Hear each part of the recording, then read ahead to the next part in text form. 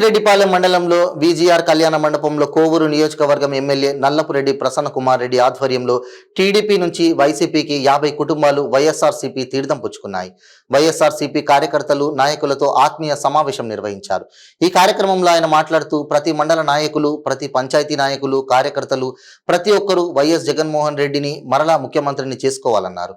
అదేవిధంగా కోవూరు నియోజకవర్గంలో వైఎస్ఆర్ కాంగ్రెస్ పార్టీ జెండా ఎగరవేయాలని పిలుపునిచ్చారు. సంక్షేమ పథకాలు రావాలంటే జగన్ ముఖ్యమంత్రి కావాలని, నవరత్నాలు కావాలంటే జగన్ మళ్ళీ ముఖ్యమంత్రి కావాలనే పిలుపునిచ్చారు. ఎప్పుడైతే నీకు సహాయం చేసిన వారిని పతనం చేయాలనుకుంటావో అప్పుడే నీ అసలు పతనం ప్రారంభమవుతుంది. ఇది ఎవరి గురించి చెప్పానో అర్థం చేసుకోండి. పేరు నేను చెప్పను.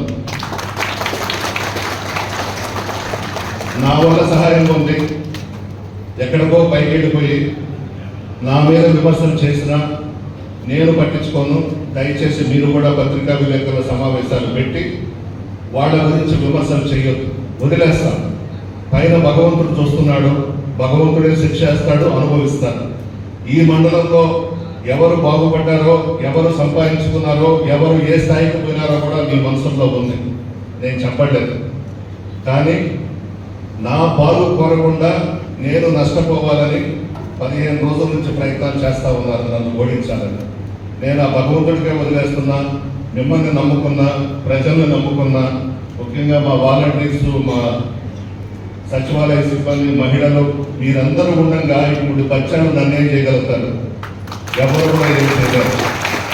సూక్తిని చెప్పినానంటే భగవద్గీతలో 10 వాక్యాలు ఉన్నాయి. దాంట్లో మీకు చెప్పింది ఇది. ఎప్పుడైతే నీకు సహాయం చేసిన వారిని పతనం చేయాలనుకుంటావో అప్పుడే నీ అసలు పతనం ప్రారంభమవుతూనే ఉంది. ఖచ్చితంగా ఉంటుంది. భగవంతుడు అనేవాడు శిక్ష వేస్తాడు. అందువల్ల పిల్ల చేస్తారుగా పత్రికా విలేకరులు పెట్టి మనల్ని ఎవరున్నా అంటే నన్ను విమర్శించినా దయచేసి ఒక్కరు కూడా పత్రికా విలేకరుల సమావేశాలు పెట్టి కౌంటర్స్ ఇవ్వద్దు.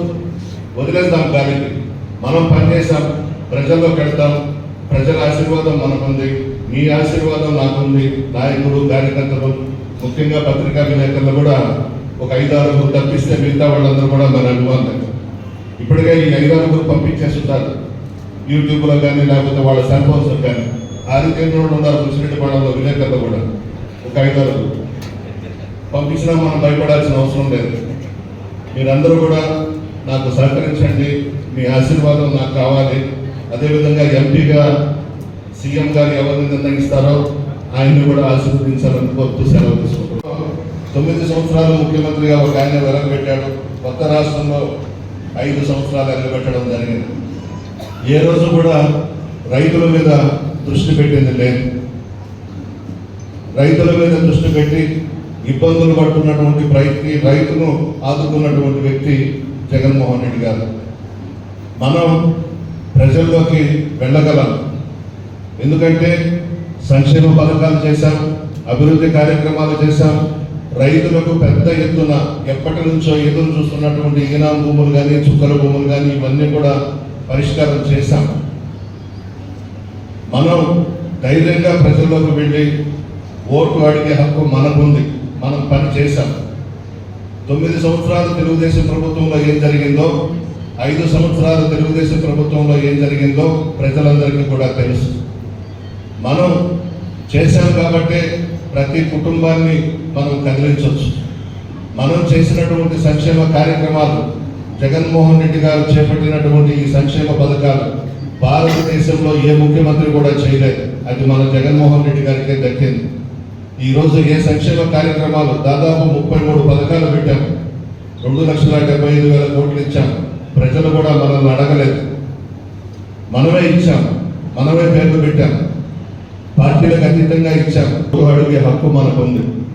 వాలంటీర్స్ వ్యవస్థను తీసుకొచ్చాము, సచివాలయ వ్యవస్థను తీసుకొచ్చాము. వాలంటీర్స్ అందరినీ కూడా మీరు చెబితేనే ఎంపిక చేయడం జరిగింది. గ్రామాల్లో మా పార్టీ నాయకులు, కార్యకర్తలు చెప్పిన వాళ్ళనే వాలంటీర్స్గా పెట్టాము. పసిబిడ్డలైనా చాలా బాగా కష్టపడి పనిచేసి ప్రభుత్వానికి మంచి పేరు తీసుకొస్తున్నారు. జగన్మోహన్ రెడ్డి గారికి మంచి పేరు తీసుకొస్తున్నారు.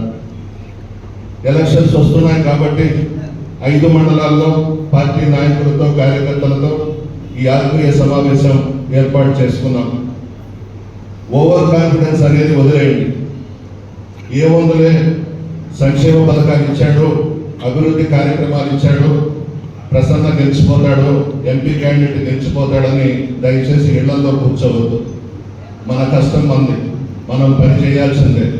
ప్రతి గడప మనం తొక్కాలి.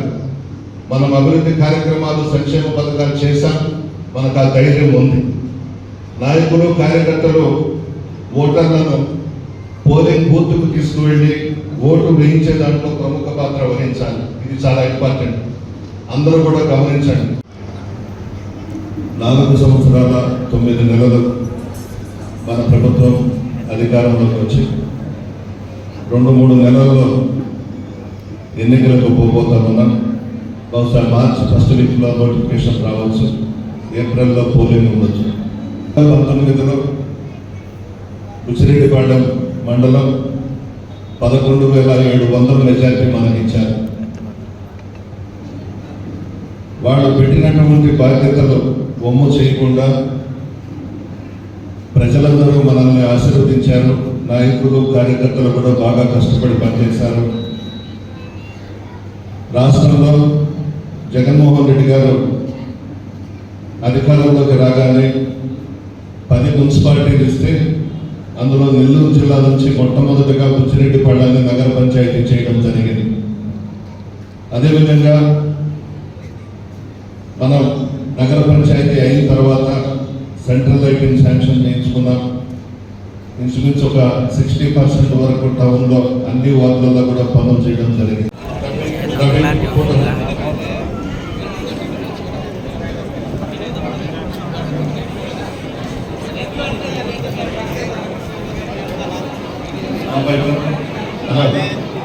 ఇక్కడ చూడమ్మా,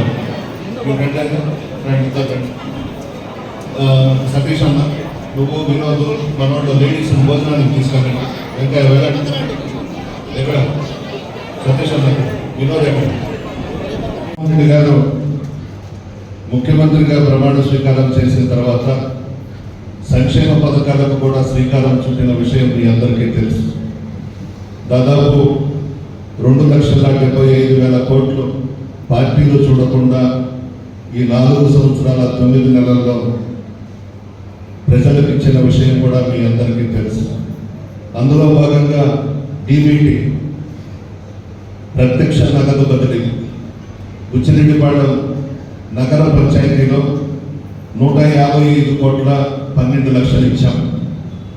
బుచ్చిరెడ్డిపాళెం రూరల్లో 197 కోట్ల 10 లక్షలు ఇచ్చాం. పరోక్ష ప్రయోజనాలు నాన్ ఓబీటీ బుచ్చిరెడ్డిపాళెం నగర పంచాయతీలో 68 కోట్ల 64 లక్షలు ఇచ్చాం. బుచ్చిరెడ్డిపాళెం రూరల్లో 93 కోట్ల 32 లక్షలు ఇచ్చాం.